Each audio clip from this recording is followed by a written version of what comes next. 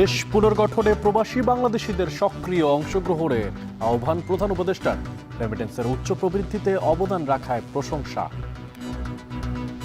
বাংলাদেশ সারা বিশ্বে ছড়ানো আপনারা জুলাই সনদ বাস্তবায়ন নিয়ে দ্বিধা বিভক্তি। সংবিধান আদেশ ও গণভোটে মত বিশেষজ্ঞদের, বিচার বিভাগের পরামর্শ চায় বিএনপি।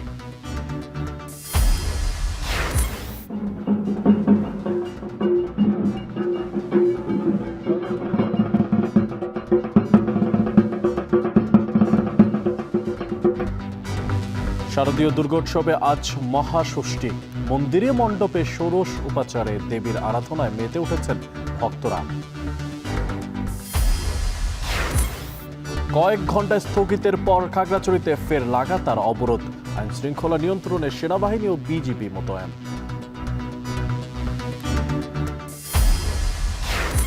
এবং তামিলনাড়ুতে বিজয় থালাপাতির সমাবেশে পদদলিত হয়ে নারী শিশু সহ অন্তত ৩৯ জনের মৃত্যু, আহত অর্ধশত।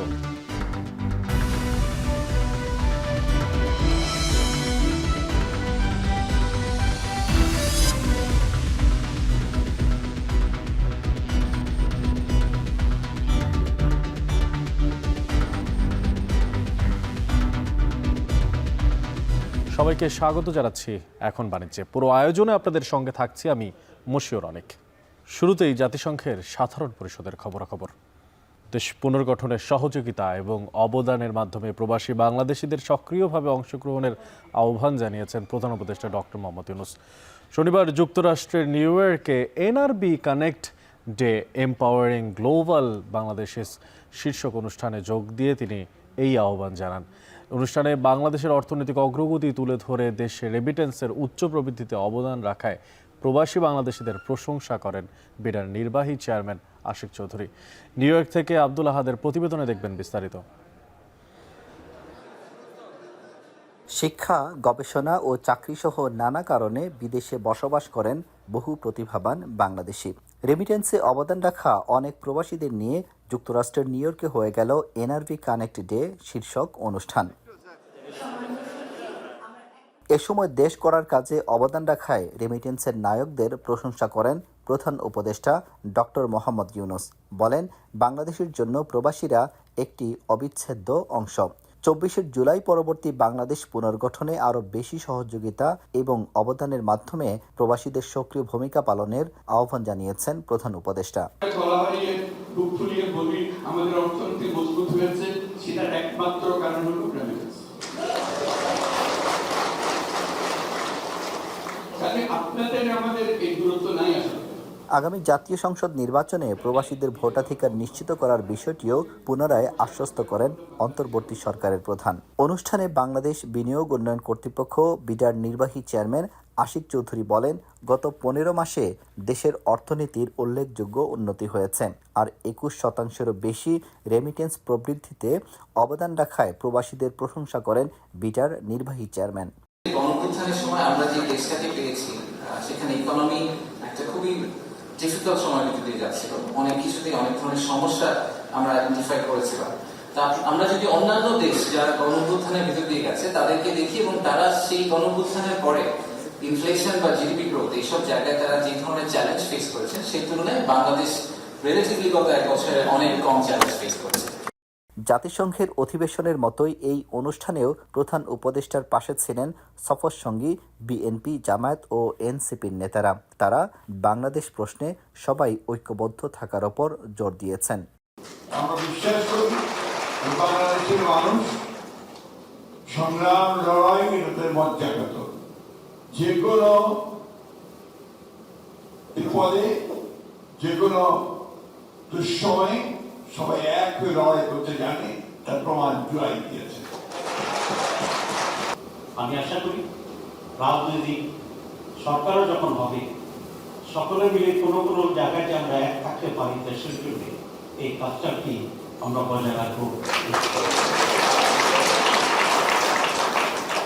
জুলাই অগাস্টের অভ্যুত্থানের ব্যাপারে আপনারা যেটা বলেছেন, আমরা সকলেই এই স্পিরিট ধারণ করি। আপনারা সকলে প্রত্যাশায় আছেন সামনের যে নির্বাচনে আপনারা ভোটাধিকার প্রয়োগ করতে পারবেন। এবং আপনাদের কাছে প্রত্যাশা বাংলাদেশের মানুষেরা যে নতুন নেতৃত্ব, বাংলাদেশের মানুষ যে নতুন বাংলাদেশ পছন্দ করে, সেই বাংলাদেশ নির্মাণে আপনারা নতুন নেতৃত্ব বুঝে দিতে আপনারা অগ্রণী ভূমিকা পালন করবেন। বিমানবন্দরে রাজনীতিবিদদের ওপর আওয়ামী লীগের হামলার ঘটনায় বাংলাদেশ দূতাবাস কিংবা নিউ ইয়র্ক কনসুলেটের কারো ব্যর্থতা থাকলে ব্যবস্থা নেওয়া হবে, জানিয়েছেন পররাষ্ট্র উপদেষ্টা তৌহিদ হোসেন। অনুষ্ঠানে শুভেচ্ছা নামে একটি মোবাইল অ্যাপ উদ্বোধন করা হয়, যা প্রবাসীদের জন্য সরকারি সেবা, বিনিয়োগের সুযোগ এবং তথ্য সরবরাহ করবে। সরকারের বিশেষ দূত লুৎফে সিদ্দিকীর সঞ্চালনায় প্যানেল আলোচনায় জাতীয় নিরাপত্তা উপদেষ্টা খলিলুর রহমান, উপদেষ্টা ডক্টর আসিফ নজরুল, এনসিপির তাসনিম জারা, বিএনপির হুমায়ুন কবির ও জামায়াতের নকিবুর রহমান সহ আরও অনেকে বক্তব্য রাখেন। প্রবাসী বাংলাদেশিদের সঙ্গে সরকারের সেতুবন্ধন তৈরিতেই এমন আয়োজন। সরাসরি মতবিনিময়ে উঠে এসেছে বাস্তব অভিজ্ঞতা এবং সম্ভাবনার চিত্র। আব্দুল আহাদ, এখন নিউ ইয়র্ক, যুক্তরাষ্ট্র। জলবায়ু দুর্যোগে ক্ষতিগ্রস্তদের টেকসই ও সাশ্রয়ী আবাসনের জন্য বাংলাদেশে সহায়তা বাড়াতে ইউএন হ্যাবিটেটকে আহ্বান জানিয়েছেন প্রধান উপদেষ্টা অধ্যাপক ডক্টর মোহাম্মদ ইউনূস। নিউ ইয়র্কে জাতিসংঘের সাধারণ পরিষদের সাইডলাইনে আন্ডার সেক্রেটারি জেনারেল এবং ইউএন হ্যাবিটেটের নির্বাহী পরিচালক আনা ক্লাউডিয়া রসবাচের সাথে এক বৈঠকে অধ্যাপক ডক্টর ইউনূস এই আহ্বান জানান। এই সময় সুন্দর নগরায়নের জন্য সাশ্রয়ী মূল্যের আবাসন, বর্জ্য ব্যবস্থাপনা, ক্ষুদ্র ঋণ ভিত্তিক আবাসন সহ বিশ্বব্যাপী জলবায়ু পরিবর্তনের প্রভাবের বিভিন্ন বিষয়ে আলোচনা করেন তারা। আলোচনায় উঠে আসে বাংলাদেশে বসবাসরত রোহিঙ্গাদের আবাসনের বিষয়টিও। নিউ ইয়র্কের রোহিঙ্গা সংকট নিয়ে জাতিসংঘের উচ্চ পর্যায়ের সম্মেলনে অংশগ্রহণের জন্য ইউএন হ্যাবিটেটকে আমন্ত্রণ জানান ডক্টর ইউনূস।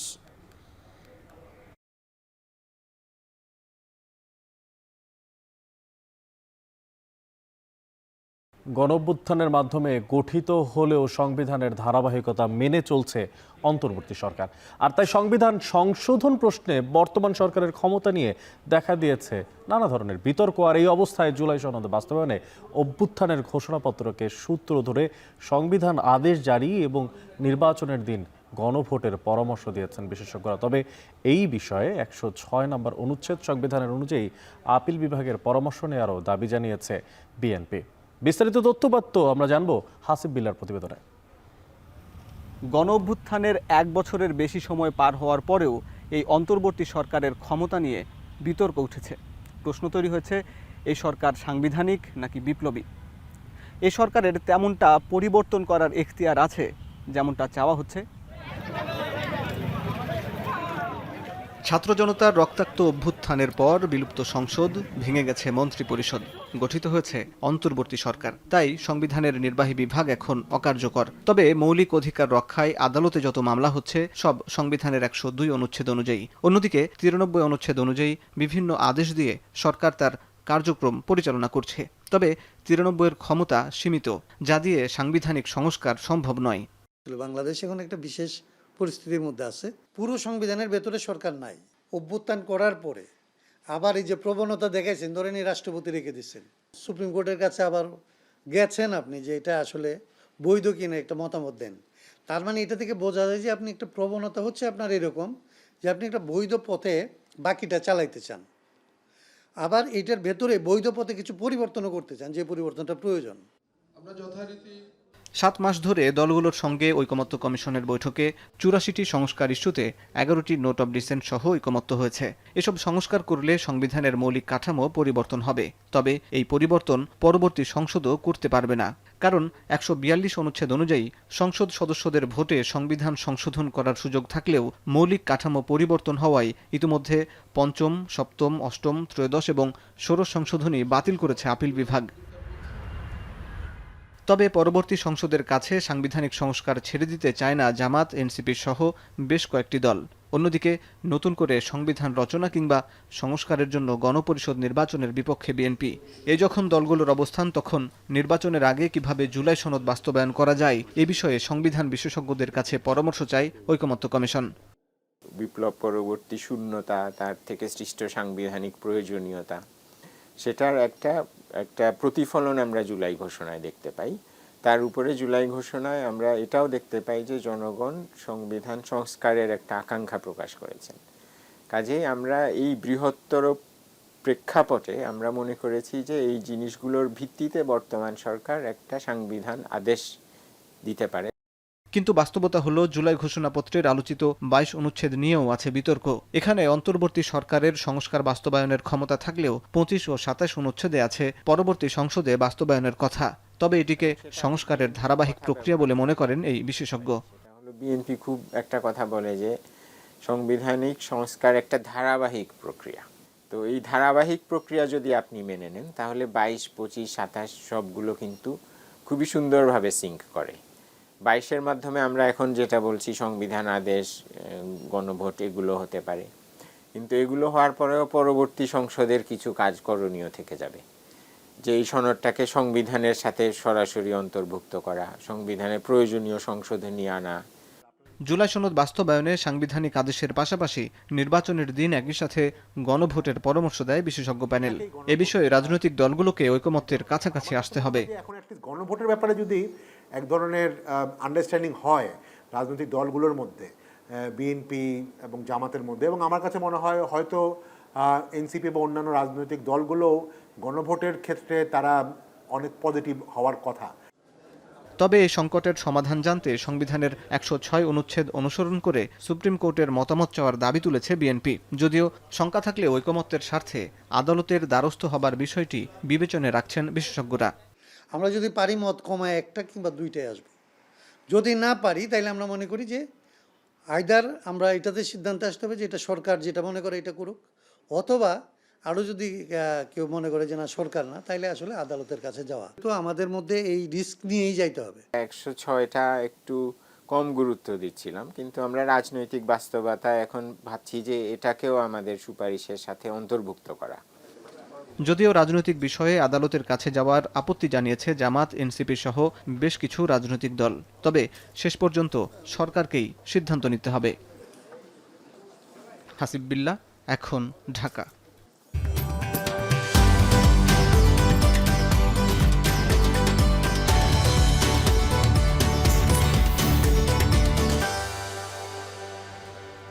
বেলগাছের নিচে ঘট স্থাপন করে ষোড়শ উপাচারে ষষ্ঠ পূজার আনুষ্ঠানিকতা শুরু করার প্রক্রিয়া চলছে।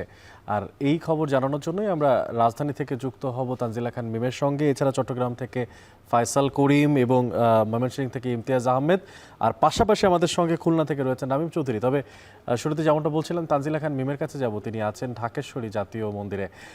মিম, ষষ্ঠী পূজার আনুষ্ঠানিকতা তো চলছে, তো জানতে চাই তার সবশেষ অবস্থায় পরিস্থিতি।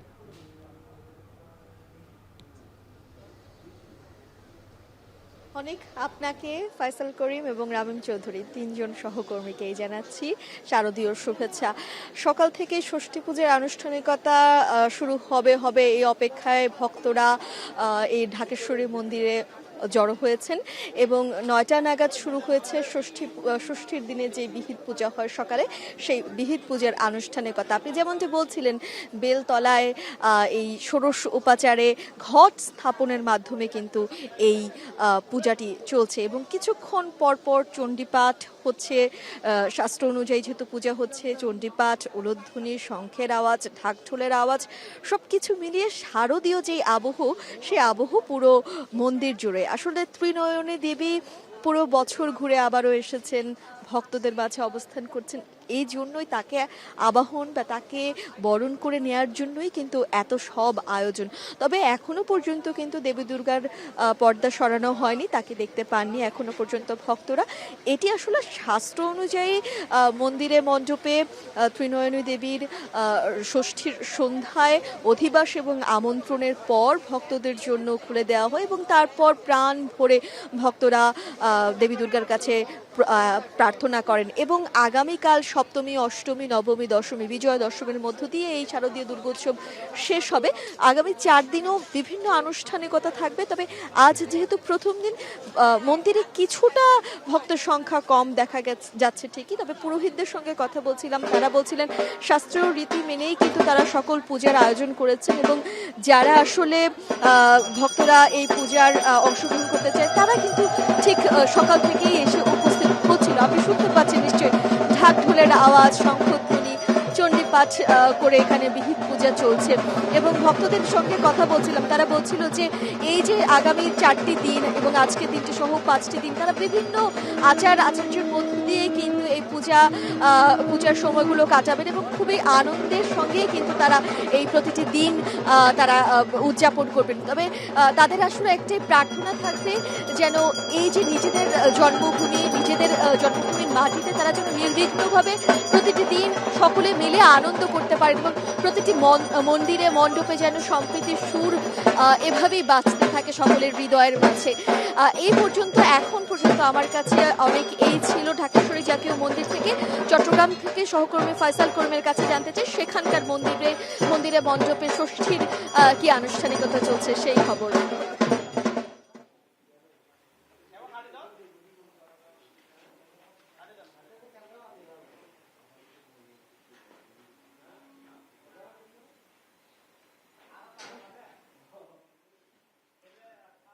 ধন্যবাদ মিম। আমরা ঢাকায় যেরকম পূজার যে আনুষ্ঠানিকতার সূচনা দেখছি, চট্টগ্রামে কিন্তু এখনো শুরু হয়নি। চট্টগ্রামের যে মণ্ডপগুলো আছে সেগুলোতে বিকাল থেকে শুরু হবে পূজার আনুষ্ঠানিকতা, অর্থাৎ যে ষষ্ঠী পুজোর মধ্য দিয়ে শুরু হবে দুর্গাপূজার যেই আনুষ্ঠানিক উদ্বোধন, সেটি কিন্তু আজকে বিকেল থেকে বিভিন্ন মণ্ডপে শুরু হবে। এবং চট্টগ্রামের দক্ষিণ নালাপাড়ার একটি মণ্ডপে আছি এবং এই মণ্ডপগুলোতে এখন আসলে শেষ মুহূর্তের প্রস্তুতি চলছে। একেবারে যেই শেষ মুহূর্তের যে রং তুলির আঁচড় কিংবা যেই সাজানোর যেই আনুষ্ঠানিকতাগুলো আছে সেগুলো চলছে। এবং আমরা আছি এমন একটি মণ্ডপে যেটি একটি থিম ভিত্তিক মণ্ডপ, যেখানে গুরুত্ব পেয়েছে রংকাই যে রাম লাবণের যে যুদ্ধ ছিল সেই রাম রাবণের যুদ্ধটি এখানে তুলে ধরা হয়েছে। একটি ব্যতিক্রমী থিম এবং এই থিমের বিভিন্ন যে মূর্তিগুলো স্থাপন করা হয়েছে, যে প্রতিকৃতিগুলো দেখছি সেগুলো কিন্তু আসলেই অনেকটা দৃষ্টিনন্দন। এবং এটি আসলে রাবণের একটি প্রতিকৃতি এখানে তুলে ধরা হয়েছে, যেটি আমরা জানতাম যে 10 মাথার রাবণ, অর্থাৎ লঙ্কার কাণ্ডে বা লঙ্কার যে যুদ্ধ পৌরাণিকভাবে হিন্দু বা সনাতনী ধর্মাবলম্বীদের মধ্যে এক ধরনের খুবই জনপ্রিয় একটি কাহিনী, যেই কাহিনীকে ভিত্তি করেই এই মণ্ডপটি সাজানো হয়েছে। এবং এখানে এই কক্ষটিতে আসলে স্থান দেওয়া হয়েছে দেবী দুর্গা সহ অন্যান্য যেই যারা আছেন সনাতন ধর্মাবলম্বীদের যারা দেবী দেবতা, তাদেরকে এখানে ঠাঁই দেওয়া হয়েছে। পাশাপাশি আমরা দেখছি যে বিভিন্ন যেই গ্রাম বাংলার ঐতিহ্য এবং বিভিন্ন যারা পূজা মণ্ডপ ঘিরে যে ধরনের আয়োজনগুলো থাকে, অর্থাৎ ঢোলের বাদ্য যারা বাজান, যারা পূজার প্রস্তুতি নেন, বিভিন্ন সাজসজ্জা করেন, তাদেরকেও কিন্তু এখানে ঠাঁই দেওয়া হয়েছে। এবং এটি আসলে একটি ব্যতিক্রমী আয়োজন এবং এখানে মূলত দেশীয় উপাদান ব্যবহার করা হয়েছে। আমরা দেখেছি একেবারে বাঁশ বেত থেকে শুরু করে পাট, এমনকি গাছের শেকলকেও কিন্তু এখানে পূজার মণ্ডপের যে উপাদান সেটি হিসেবে রাখা হয়েছে। পাশাপাশি আমরা দেখছি যে সকাল থেকে বিভিন্ন মণ্ডপগুলোতে আইন শৃঙ্খলা বাহিনীর একেবারে সরব উপস্থিতি আছে। যাদের একেবারে কোনো কাজ নেই তাদেরকে কিন্তু এখনও মণ্ডপগুলোতে যে প্রবেশ সেটি কিন্তু সীমিত রাখা হচ্ছে। এবং যারা মূলত এখানে পূজা মণ্ডপের সাজসজ্জায় জড়িত তারাই আপাতত আছেন। এবং মূলত বিকেল থেকে যে পূজার আনুষ্ঠানিকতা সেটি শুরু হবে। এবং চট্টগ্রামে নগরীতে মোট 292টি পূজা মণ্ডপ, পাশাপাশি পুরো চট্টগ্রাম জুড়ে চট্টগ্রাম জেলায় 1906টি পূজা মণ্ডপ রয়েছে এবং প্রত্যেকটি পূজা মণ্ডপ ঘিরেই বাড়তি নিরাপত্তা রয়েছে। এবং এর মধ্যে বেশ কিছু পূজা মণ্ডপ কিন্তু অধিক গুরুত্ব দিয়ে বিবেচনায় রাখছে আইন শৃঙ্খলা বাহিনী। আমরা চলে যাচ্ছি ময়মনসিংহে, সেখানে রয়েছেন আমাদের সহকর্মী ইমতিয়াজ আহমেদ, তিনি জানাবেন সেখানকার পূজার প্রস্তুতির সবশেষ। ফয়সাল, গতকালকে দেবী বোধনের মধ্য দিয়ে কিন্তু শারদীয় দুর্গা উৎসবের সূচনা হয় এবং আজকে মহাষষ্ঠী, এবং এই মহাষষ্ঠীতে আমরা দেখতে পাচ্ছি বিভিন্ন মন্দিরে ধূপ ধুনো, কাঁসার ঘণ্টা, ঢাক ঢোল এবং দেবীকে সাজাতেই কিন্তু আসলে ব্যস্ত। এবং এখনও যেই মন্দিরগুলোতে দেবী দুর্গার প্রতিমা স্থাপন এখনও শুরু হয়নি সেগুলোতে সর্বশেষ সময়ের একটা প্রস্তুতি চলছে। এর মধ্যে ভক্তরা আসছেন, বিভিন্ন পূজা অর্চনা, চণ্ডীপাঠ থেকে শুরু করে ভোগ তৈরি নানান কার্যক্রম কিন্তু শুরু হচ্ছে। মূলত বোধন শব্দের অর্থটি হলো জাগরণ বা চৈতন্য প্রাপ্ত। শরৎকালের দুর্গাপূজায় এর বোধন করার বিধান রয়েছে। বিভিন্ন পুরাণ অনুসারে ভগবান রামচন্দ্র শরৎকালের রাক্ষসরাজ রাবণকে বধের মধ্য দিয়ে দুর্গাপূজা করেন। তিনি অকালে এ বোধন করেন বলে এটি আসলে অকাল বোধন নামে খ্যাত। তবে বসন্তকালে চৈত্র মাসে যে দুর্গাপূজা বা বাসন্তী পূজা অনুষ্ঠিত হয় তাতে বোধনের প্রয়োজন হয়। সাধারণত দেবী দুর্গার বোধন হয় ষষ্ঠী সন্ধ্যায়, কিন্তু কিছু বছর যেমন এবার পঞ্জিকা নিয়মে দেখা যাচ্ছে যে ষষ্ঠী তিথি ক্যালেন্ডার অনুযায়ী বেশ রাত থেকেই শুরু হচ্ছে এবং এর পরের দিন বেশিক্ষণ সময় থাকছে না। তাই শাস্ত্রমতে যদি ষষ্ঠীর উপযুক্ত সন্ধিকাল না পাওয়া যায় তবে পঞ্চমীর দিন সন্ধ্যাতেই বোধন, আমন্ত্রণ ও অধিবাস করতে হয়। অর্থাৎ এবার ষষ্ঠী তিথি পুরোপুরি সন্ধ্যায় মিলছে না, তাই নিয়ম মেনে পঞ্চমীর সন্ধ্যায় কিন্তু আসলে দেবী দুর্গার বোধন করা হয় এবং তিথির কারণে এমনটাই হচ্ছে। আজ রোববার দুর্গা দেবীর ষষ্ঠী কল্পারম্ভ বা ষষ্ঠী বিহিত পূজা এবং 5 দিনের এই উৎসব কিন্তু চলবে, যেহেতু আজকে মহাষষ্ঠী, এরপরে রয়েছে মহাসপ্তমী, অষ্টমী, নবমী এবং বিজয়া দশমী। 2 অক্টোবর বিজয়া দশমীর মধ্য দিয়ে, বিসর্জনের মধ্য দিয়ে কিন্তু শারদীয় দুর্গা উৎসব শেষ হবে এবং এবার দেবী দুর্গার আগমন হবে গজে অর্থাৎ হাতির পিঠে চড়ে, আর দশমীতে মর্তলোকে ছাড়বেন দোল বা পালকিতে চড়ে দেবী দুর্গা। এবং যেটা বলা হচ্ছে এবার ময়মনসিংহের 781টি মন্দিরে কিন্তু জেলায় আর কি শারদীয় দুর্গা উৎসব অনুষ্ঠিত হচ্ছে এবং পাশাপাশি সিটি কর্পোরেশন এলাকা ময়মনসিংহে 88টি মন্দিরে শারদীয় দুর্গা উৎসব অনুষ্ঠিত হচ্ছে। এবং গতকালকে রাত্রে মৎস্য পানি সম্পদ উপদেষ্টা ফরিদা আক্তার তিনি ময়মনসিংহের সিটি কর্পোরেশন এলাকার বেশ কয়েকটি মন্দির তিনি পরিদর্শন করেন এবং আজকে আমরা যে মন্দিরটিতে রয়েছি এটি মূলত শ্রী শ্রী দশভুজা বিগ্রহ মন্দির। এছাড়া পাশে দুর্গাবাড়ি মন্দির রয়েছে এবং সেই সাথে বিভিন্ন যে মন্দিরগুলো রয়েছে একেবারে জেলা থেকে শুরু করে সিটি কর্পোরেশন এলাকা থেকে শুরু করে বিভিন্ন যে উপজেলা পর্যায়ে যে মন্দিরগুলো রয়েছে সব মন্দিরগুলোতে আসলে একেবারে শেষ সময়ের প্রস্তুতি চলছে। ভক্তরা আসছেন এবং ভক্তরা পূজা অর্চনার মধ্য দিয়ে এই আজকেই মূলত ষষ্ঠী পূজার মহাষষ্ঠীর মধ্য দিয়ে আসলে শারদীয় দুর্গা উৎসবের সূচনা হচ্ছে এবং যতই বেলা গড়াবে ভক্তরা আসবেন এবং নানান আনুষ্ঠানিকতা কিন্তু শুরু হবে। তো সব মিলিয়ে ময়মনসিংহে এখনও মহাষষ্ঠীর আয়োজন সম্পূর্ণ চলছে। এবার আমরা আসলে খুলনায় যাব, খুলনায় সেখানে মহাষষ্ঠীর কী আয়োজন সেই খবর জানাবেন রামিম জানাবেন আসলে মহাষষ্ঠীর কী আয়োজন রয়েছে খুলনায়। আসলে আজকে কিন্তু ষষ্ঠী, মহাষষ্ঠীর যে পূজা সেটি কিন্তু কিছুক্ষণ আগে শুরু হয়েছে। আমরা সকাল থেকে বলছিলাম যে মহাষষ্ঠীর যে পূজার যে আনুষ্ঠানিকতা সেটি কিন্তু সকাল 8টার পর থেকেই চলছে। আপনি দেখতেই পাচ্ছেন যে আমার পিছনে যে মন্দিরটি রয়েছে মন্দিরের কিন্তু ভক্ত অনুরাগীরা এসে ভিড় করেছেন। এখানে পূজার যে আনুষ্ঠানিকতা সেটি কিন্তু শুরু হয়েছে সকাল 9টার পর থেকেই। এখানে কিন্তু ভক্তরা আসতে শুরু করেছেন 9টার আগে থেকে। এখানে এসে কিন্তু ভক্তরা জড়ো হয়েছেন। তারপরে আস্তে আস্তে এই যে পূজার যে মূল আনুষ্ঠানিকতা সেটি কিন্তু শুরু হয়েছে। এখানে প্রথমে পূজা হচ্ছে, পূজার পরে প্রার্থনা হবে, তারপরে কিন্তু এখানে অঞ্জলি প্রদান করা হবে আর কিছুক্ষণ পরে কিন্তু এই পূজা শেষ হবে। পূজা শেষ হওয়ার পরেই প্রার্থনা এবং অঞ্জলির যে কার্যক্রম সেটি কিন্তু চলবে। আপনি দেখতেই পাচ্ছেন এখানে কিন্তু প্রচুর ভক্ত অনুরাগী যারা রয়েছেন তারা কিন্তু এখানে এসেছেন।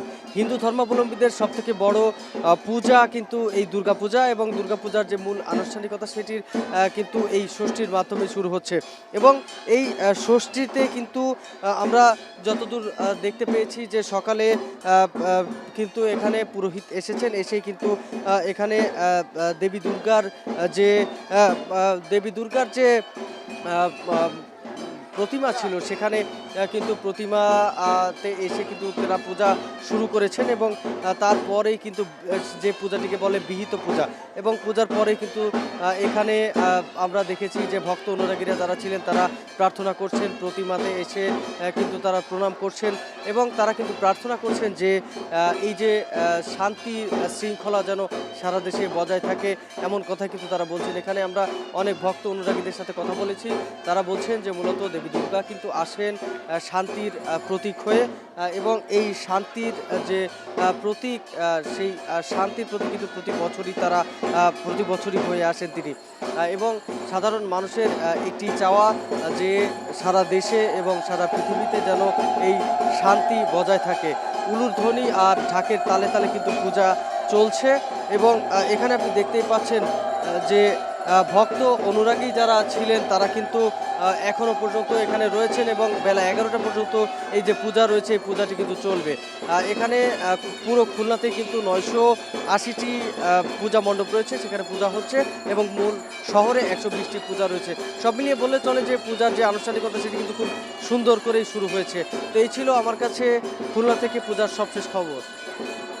দুর্গোৎসবের প্রভাব পড়েছে ফেনীর ফলের বাজারে। পূজাকে ঘিরে দেশি বিদেশি ফল সব ধরনের প্রায় দাম বেড়েছে। আর এই নিয়ে বিস্তারিত জানাতে ফেনীর মহিপাল থেকে যুক্ত হচ্ছেন সুলাইমান ডালিম। ডালে দেশি বিদেশি ফলের দাম প্রকারভেদে কত বেড়েছে আর সরবরাহ আর বিক্রি কেমন দেখছেন?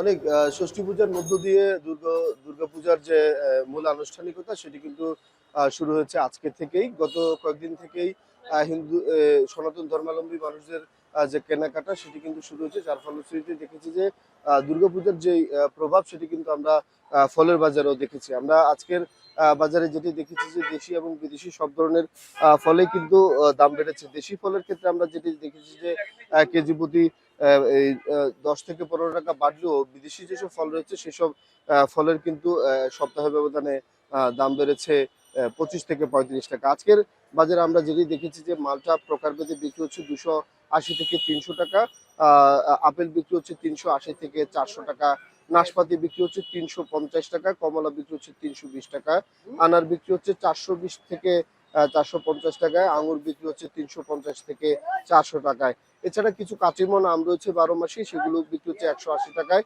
ড্রাগন ফল যেটি গত সপ্তাহে আমরা 150 থেকে 130-40 টাকায় বিক্রি দেখেছি, সেটি আজকের বাজারে 200 টাকায় বিক্রি হচ্ছে। এছাড়াও বাজারে আমরা যেসব দেশি ফল রয়েছে পেয়ারা, আমড়া এবং দেশি কলা সেগুলোর দাম বেড়েছে। আমরা দেখছি যে গত সপ্তাহে পেয়ারার যে দাম ছিল ফেনীতে সেটা ছিল 50 থেকে 60 টাকা, আজকের বাজারে পেয়ারা প্রতি কেজি বিক্রি হচ্ছে 80 টাকায়। আমরা বিক্রি হচ্ছে যে আকার এবং প্রকারভেদে 70 থেকে 80 টাকায়। কলা প্রতি ডজন আমরা দেখেছি যে দেশীয় যেসব জাতের কলা রয়েছে 120 থেকে 140 টাকাও বিক্রি হচ্ছে কলা প্রতি ডজন।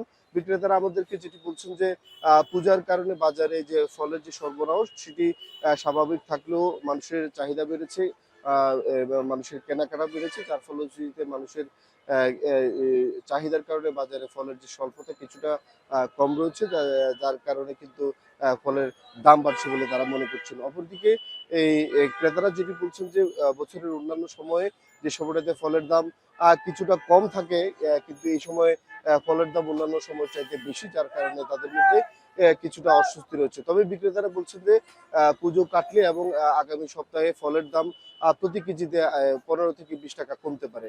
এ ছিল ফেনীর মহিপাল ফল আড়ত এলাকা থেকে আমাদের কাছে ফল বাজারের খবরের সর্বশেষ। ফেনী মহিপাল থেকে যুক্ত ছিলেন সহকর্মী সুলাইমান ডালিম।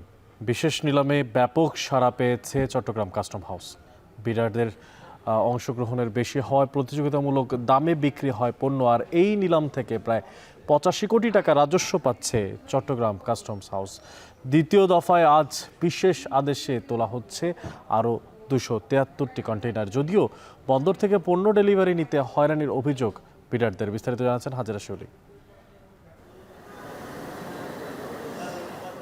আইনগত জটিলতা এড়িয়ে বন্দরে পড়ে থাকা কন্টেইনার জট কমাতে গত 14 মে বিশেষ আদেশ জারি করে জাতীয় রাজস্ব বোর্ড। এই আদেশ অনুযায়ী ভিত্তিমূল্যের 60% দরে বিক্রির বাধ্যবাধকতা তুলে দিয়ে প্রথম নিলামেই সর্বোচ্চ দরদাতার কাছে পণ্য বিক্রির সুযোগ রাখা হয়। 2024 সালের আগ পর্যন্ত আমদানিকৃত পণ্যের ক্ষেত্রেই প্রযোজ্য এই আদেশ। এতে ব্যাপক আগ্রহ তৈরি হয় বিডারদের মাঝে। গত আগস্টে প্রথম বিশেষ নিলামে 340 কন্টেইনার পণ্যের বিপরীতে অংশ নেন 1,500 বিডার, যা সাম্প্রতিক সময়ে সর্বোচ্চ। ভ্যাট ট্যাক্স সহ এই নিলাম থেকেই 85 কোটি টাকা রাজস্ব আয় করছে চট্টগ্রাম কাস্টমস হাউস। এবার দ্বিতীয় দফায় নিলামে তোলা হচ্ছে আরও 273 কন্টেইনার। এনবিআর নিলামটাকে টপমোস্ট প্রায়োরিটি দিচ্ছে যাতে বন্দরের যে কন্টেইনার জট সেটা কমে যেতে পারে। তো আমরা টার্গেট রেখেছি আগামী মাসগুলোতে প্রতি মাসেই প্রায় 500+ কন্টেইনার আমরা নিলামে তুলব এবং সেই লক্ষ্যেই আমরা আমাদের কাস্টম হাউস চট্টগ্রাম কাজ করে যাচ্ছে। বিশেষ নিলামে জটিলতা কম থাকায় খুশি বিডাররা। তবে বন্দর থেকে পণ্য খালাসে হয়রানি আর কন্টেইনার মুভমেন্টে বাড়তি চার্জ নেওয়ার অভিযোগ তুলেছেন অনেকে। আমি যেখানে দেখেছি ওখান থেকে পণ্য ডেলিভারি নিলে আমার একবার কিপ ডাউনের চার্জ দিতে হয়, কিন্তু অনুমোদনের পরে দেখা যায় ওই কন্টেইনার ওভারফ্লোতে, তখন পোর্ট আমাদেরকে বাধ্য করে 3 বার চার্জ আদায় করে নেয়। দেখা যাচ্ছে আমি একটা মাল কিনছি, লাভ ধরছি 2 লাখ টাকা, এখন দেখা যাচ্ছে যে আমার 1 লাখ টাকার ভিতরে বিভিন্ন এক্সট্রা চার্জ দিয়ে বাইরে হয়ে আসতে হচ্ছে। দেখা যাচ্ছে যে আমার লাভ থাক দূরের কথা ক্ষতিগ্রস্ত হচ্ছে আমি। প্রায় 4000 কন্টেনার পণ্য বিশেষ নিলামে বিক্রি করা হবে। বন্দরের জায়গা খালি করতে প্রতি মাসে প্রায় 5 শতাধিক কন্টেনার পণ্য নিলামে বিক্রির টার্গেট চট্টগ্রাম কাস্টমস হাউজের। এক্ষেত্রে নিলামে বিক্রি করা পণ্য দ্রুত খালাসে 15 দিন সময় বেঁধে দেওয়া হয়েছে বিডারদের। হাজার শিউলি, এখন চট্টগ্রাম। দুর্গাপূজার জন্য খাগড়াছড়িতে স্থগিতের কয়েক ঘন্টা পর আবারও লাগাতার অবরোধের ডাক দিয়েছে যুগ্ম ছাত্র জনতা। শনিবার রাত 12টার দিকে সনাতন ধর্মাবলম্বীদের উৎসবের কথা বিবেচনায় 3 অক্টোবর পর্যন্ত অবরোধ স্থগিতের ঘোষণা দিয়েছিল পাহাড়ি সংগঠনগুলো, কিন্তু এর পরপরই পাহাড়িদের মাঝে তৈরি হয় অসন্তোষ। টানা কর্মসূচি পালনের আহ্বান জানায় বিভিন্ন দল মত ও পাহাড়ি সংগঠনের নেতারা। তারই প্রেক্ষিতে গেল রাত 3টার দিকে সিদ্ধান্ত পরিবর্তন করে আবারও লাগাতার কর্মসূচি অবরোধের ডাক দেন তারা। এদিকে গতকাল পাহাড়ি বাঙালি সংঘর্ষের পর খাগড়াছড়ি পৌরসভার সদর এলাকায় 144 ধারা জারি করা হয়। আইনশৃঙ্খলা পরিস্থিতি স্বাভাবিক রাখতে মোতায়েন করা হয়েছে বিজিবি ও সেনাবাহিনী। অবরোধের কারণে বন্ধ হয়ে আছে দোকানপাট, স্কুল, কলেজ ও ব্যবসা প্রতিষ্ঠান। দূরপাল্লা ও অভ্যন্তরীণ যানবাহন চলাচলও রয়েছে বন্ধ।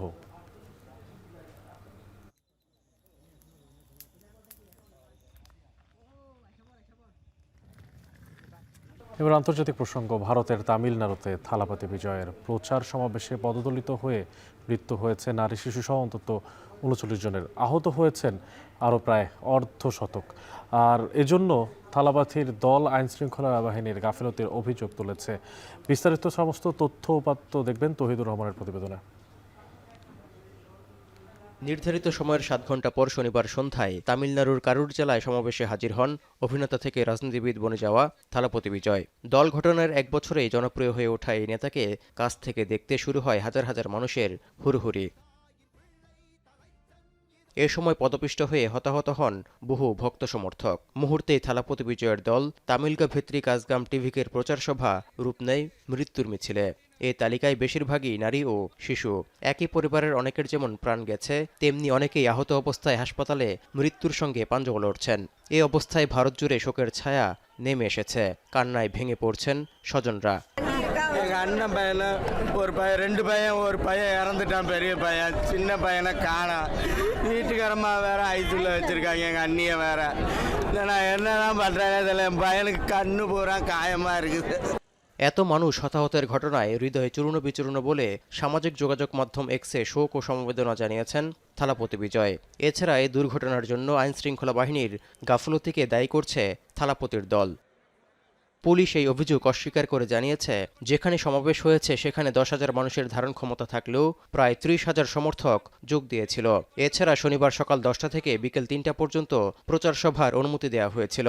বিজয় দুপুর 12:30 নাগাদ পৌঁছানোর কথা থাকলেও সন্ধ্যা 7:30টার পরে পৌঁছান। গরমের মধ্যে না খেয়ে এত দীর্ঘ সময় মানুষ অপেক্ষা করায় অনেকেই দুর্বল হয়ে পড়েন। যখন থালাপতি সমাবেশে যোগ দেন তখন অনাকাঙ্ক্ষিতভাবে এই দুর্ঘটনা ঘটে বলে জানিয়েছে পুলিশ।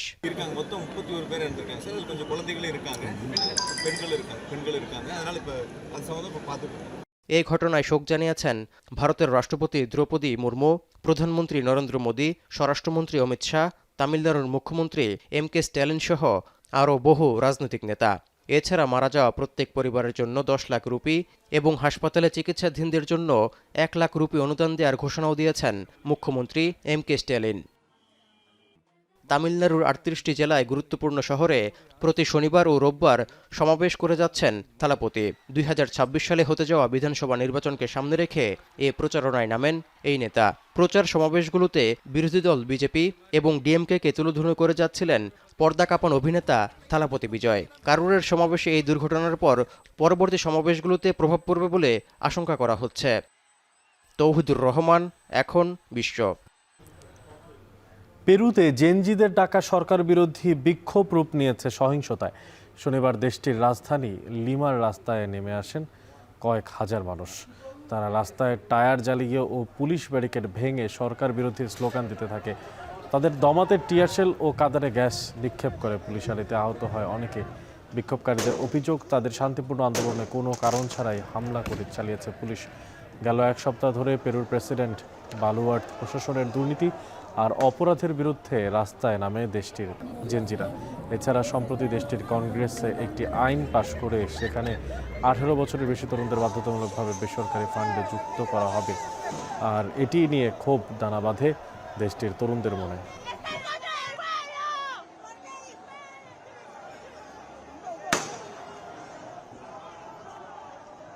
স্মরণকালের ভয়াবহ বন্যায় 30 লাখ মানুষ গৃহহীন, পানিবন্দী 69 লাখের বেশি। তলিয়ে গেছে 25 লাখ একর কৃষি জমি। 6,500-এর বেশি গবাদি পশুর মৃত্যু, বিধ্বস্ত অগণিত বাড়িঘর, সেতু, সড়ক। চলতি বছরের বন্যায় চোখে অন্ধকার দেখছেন পাকিস্তানের কৃষকরা। দেশজুড়ে লাগামহীন খাদ্যপণ্যের মূল্যস্ফীতি। আরও জানাচ্ছেন মুছাদ কামাল। 2022 সালের প্রলয়ঙ্কারী বন্যায় $3,000 কোটি অর্থনৈতিক ক্ষতি এখনও পুষিয়ে উঠতে পারেনি পাকিস্তান। চলতি বছরের বন্যার পরিধি সে তুলনায় কম হলেও ক্ষত কম নয়। 26 জুন থেকে 3 মাসে প্রায় 1,000 মানুষের মৃত্যু শুধু নয়, রিজার্ভ বৃদ্ধি আর সুদহার কমার সুখবর সত্ত্বেও বন্যার প্রভাব পড়তে শুরু করেছে নিত্যপণ্যের বাজারে। কমেছে সরবরাহ, বেড়েছে মূল্যস্ফীতি।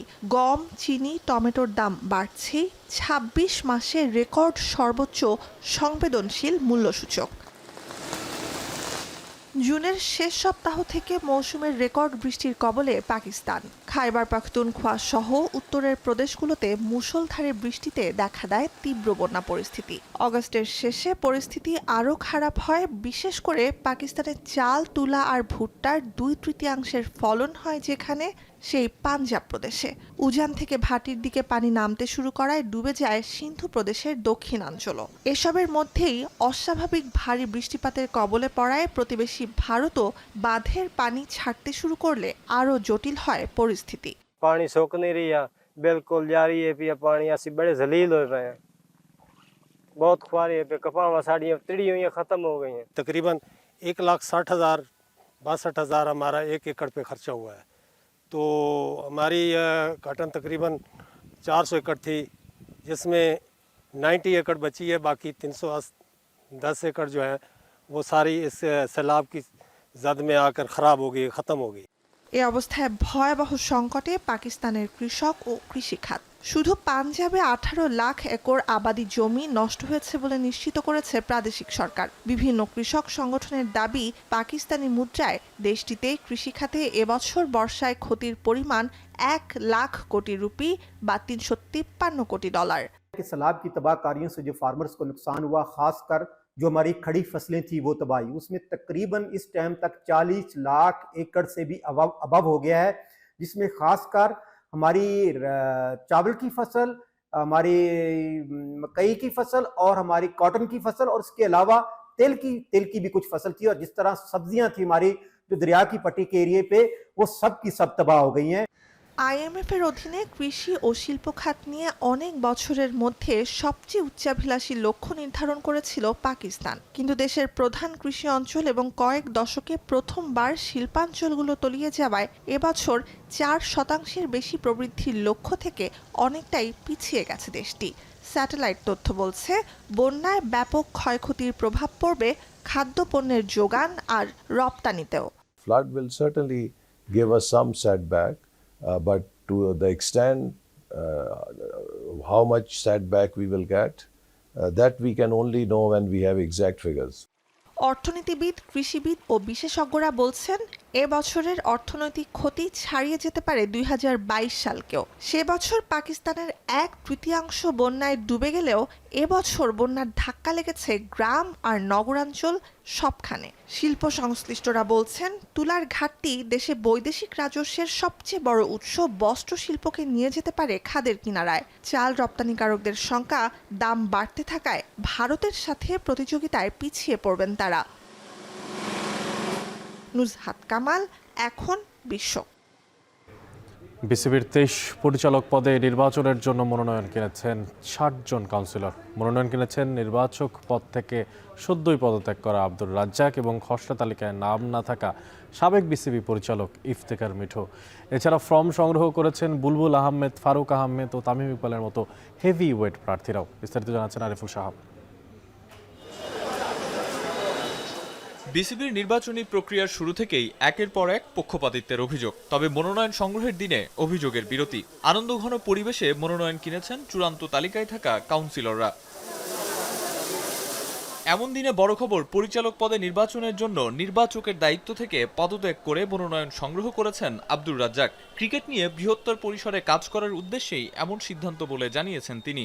বলা খুবই মুশকিল যে আগে একেবারেই চিন্তা করিনি, আবার এটাও ঠিক না যে একদম আজকে এখন ডিসিশন নিয়ে নিলাম। ক্রিকেটের উন্নতি করা ভাই, আর কোনো আমি যেহেতু আমি প্লেয়ার ছিলাম, তো ওই যেখানে খেলার সময় যেমন করছি, চেষ্টা করছি, সিলেকশন প্যানেলে যখন ছিলাম তখনও চেষ্টা করছি, আর এর পরবর্তীতে যেখানে যাব সেখানে আমি যদি কোচিংয়েও আসি তাতেও আমি চেষ্টা করব। এদিকে খসড়া তালিকায় নাম না থাকলেও চূড়ান্ত কাউন্সিলর তালিকায় থাকা ইফতেখার মিঠুও কিনেছেন মনোনয়ন। কাজের মূল্যায়ন হলে আবারও নির্বাচিত হতে আত্মবিশ্বাসী বিসিবির সাবেক এই পরিচালক। আর প্রথমবারের মতো পরিচালক পদে মনোনয়ন নেয়া সানিয়ান তানিম জানিয়েছেন, দুর্নীতি নয়, কাজের জন্যই ডিরেক্টর হতে চান তিনি। যদি কিছু ভালো করে থাকি তাহলে ফেরত আসবো। কাউন্সিলররা ওইটার মূল্যায়ন যদি করে তাহলে আমি কনফিডেন্ট। তো সেটা তো এখন বাংলাদেশে তো সবসময় এটার উপর বিচার করা হয় না, সো দেখা যাক। আমি মনে করি যে আমি ক্রিকেটে সার্ভ করতে এসেছি, আমার যদি সেটার জন্য আমার নীতি এবং ইমান ছেড়ে দিতে হয় তাহলে আমি ক্রিকেট বোর্ডে একদিনও থাকতে চাইবো না। সংবাদ মাধ্যমের সামনে না আসলেও মনোনয়ন কিনেছেন সভাপতি বুলবুল আহমেদ, আর নিজেরা না আসলেও প্রতিনিধি পাঠিয়ে মনোনয়ন কিনেছেন সাবেক সভাপতি ফারুক আহমেদ ও তামিম ইকবাল। 23 পদের বিপরীতে 7টি মনোনয়ন দিয়ে মোট 6 লাখ টাকার ফর্ম বিক্রি করেছে নির্বাচন কমিশন। তবে মনোনয়ন সংগ্রহকারীদের সম্পূর্ণ তালিকা প্রকাশ করেনি ইসি। 3টি ক্যাটাগরিতে আমরা মোট 60টি মনোনয়নপত্র বিতরণ করেছি। ক্যাটাগরি 1-এ যেটা হচ্ছে বিভাগীয় এবং জেলা পর্যায়ে, সেখানে 25টি মনোনয়ন ফর্ম বিতরণ করা হয়েছে। ক্যাটাগরি 2-এ যেটা ক্লাব ভিত্তিক, সেখানে 32টি মনোনয়ন ফর্ম বিতরণ করা হয়েছে এবং ক্যাটাগরি 3-এ 3টি মনোনয়ন ফর্ম বিতরণ করা হয়েছে। রবিবার মনোনয়ন জমা ও বাছাই শেষে সোমবার প্রকাশ করা হবে পরিচালক পদে প্রতিদ্বন্দ্বী প্রার্থীদের চূড়ান্ত তালিকা। আরিফুল ইসলাম সাহাব, এখন, ঢাকা। আন্তর্জাতিক অপরাধ ট্রাইব্যুনালে শেখ হাসিনার মামলায় সবশেষ 54তম সাক্ষী হিসেবে তদন্তকারী কর্মকর্তার সাক্ষ্য প্রদান আছে। এই বিষয়ে বিস্তারিত জানাতে যুক্ত হচ্ছি সহকর্মী মাহফুজা বৃষ্টির সঙ্গে। বৃষ্টি, আমাদের কাছে যে তথ্য আছে যে 11:30 নাগাদ অনলাইনে সরাসরি সম্প্রচার করা হতে পারে কিছু কিছু অংশ, এই যে সাক্ষীর যে সাক্ষ্য প্রদান করবে ভিডিও ফুটেজে। আপনার কাছে সবশেষ কি তথ্য আছে এই সংক্রান্ত জানতে চাই।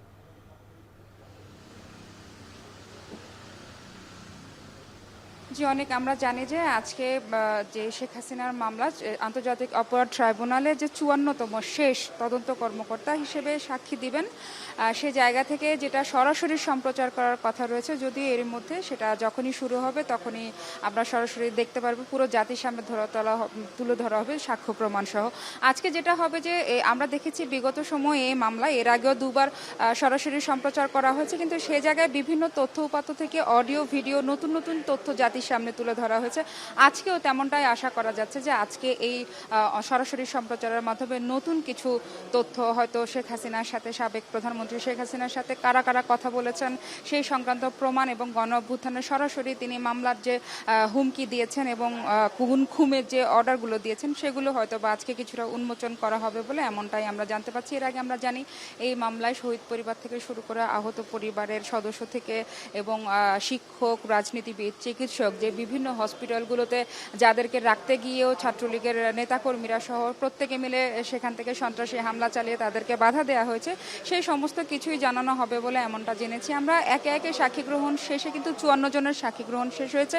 এর পরবর্তী যে কার্যক্রমটা হবে সেটা হতে পারে যে আজকের এই দুপক্ষ যে যতজন 54 জন সাক্ষ্য দিয়েছে তারা এবং বিবাদী দুপক্ষের মধ্যে তর্ক এবং যুক্তি তর্ক সেখানে উপস্থাপন হবে। পরবর্তী কার্যক্রম থেকে এই প্রসিকিউশন থেকে এটাই জানানো হয়েছে যে সেটা যদিও দিন ধার্য করা হয় নাই। আরেকটি যদি অনেক বলি, এর পাশাপাশি কিন্তু অপর জায়গায় চলছে যে আশুলিয়ায় যে 6টি মরদেহ পোড়ানোর মামলা, সেখানেও কিন্তু আমরা জানি যে শহীদ পরিবারের সদস্যরা কিন্তু সাক্ষী দিয়েছেন। যতটুকু জানতে পেরেছি আজকে আহত পরিবার থেকে শুরু করে এবং অন্যান্য যারা আছে সাক্ষ্য গ্রহণ কিন্তু তারা চাইলে আজকে সাক্ষ্য গ্রহণ দিতে পারবে, তেমনটা কথা রয়েছে। আমরা এখন অপেক্ষা করছি যে জাতীয় অপেক্ষা করছে যে সরাসরি সম্প্রচারের মাধ্যমে নতুন কি তথ্য আসে শেখ হাসিনার বিরুদ্ধে। অনেক এই ছিল আমার কাছে। আন্তর্জাতিক অপরাধ ট্রাইব্যুনাল থেকে যুক্ত ছিলেন সহকর্মী মাহফুজা বৃষ্টি, জানাচ্ছিলেন সেখান থেকে সবশেষ খবরাখবর। আর এই ছিল এখন বাণিজ্যের আয়োজনে। এখন টেলিভিশনের সাথে থাকার জন্য ধন্যবাদ।